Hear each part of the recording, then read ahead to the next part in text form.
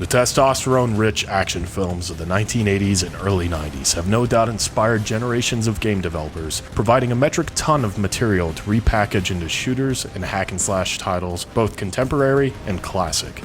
Of course, over time those sources of inspiration have become fodder for parody and irreverent jabs at what was once considered the pinnacle of awesome. Broforce has risen like a phoenix from the faded pixels of Contra and Metal Slug, wearing the war paint of Stallone and Schwarzenegger.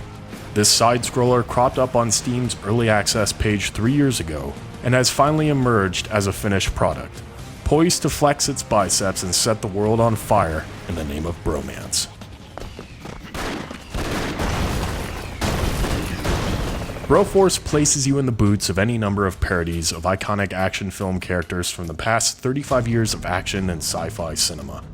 There's Brochetti, Rambro, Snake Broskin, Brobocop, and 26 other bros ready to burn, blast, and blow through any anti-American, ski-wearing, AK-wielding meatbag.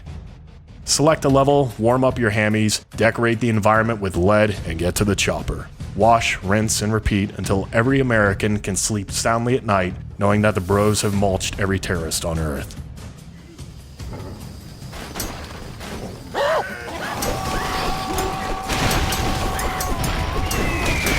Broforce plays like a mashup between Metal Slug, Contra, and Terraria, forcing players to blow through various enemy types and rescue hostages in a complete destructible environment.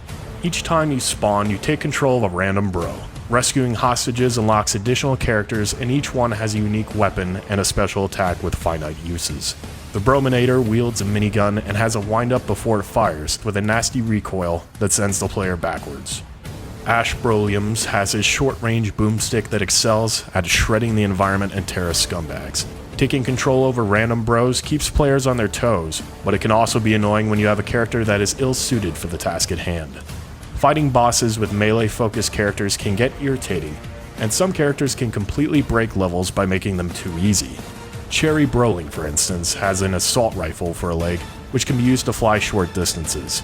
This allows her to fly over enemies in relative safety, giving enemies a lead shower, or simply skipping obstacles altogether.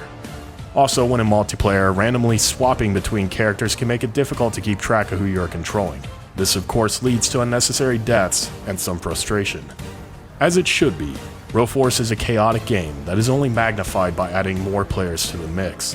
The end result is that anything more than 2 players becomes a handicap, since your real-life bros will be too busy flexing to notice that they are blowing up barrels right next to you, or causing large rocks to collapse on your player's dome.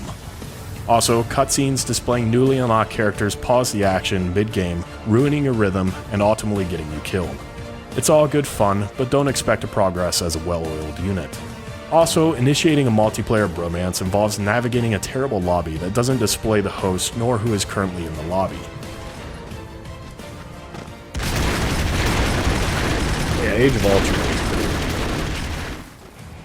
The real problem with Broforce is that its mechanics are more flaccid phallus than bulging biceps.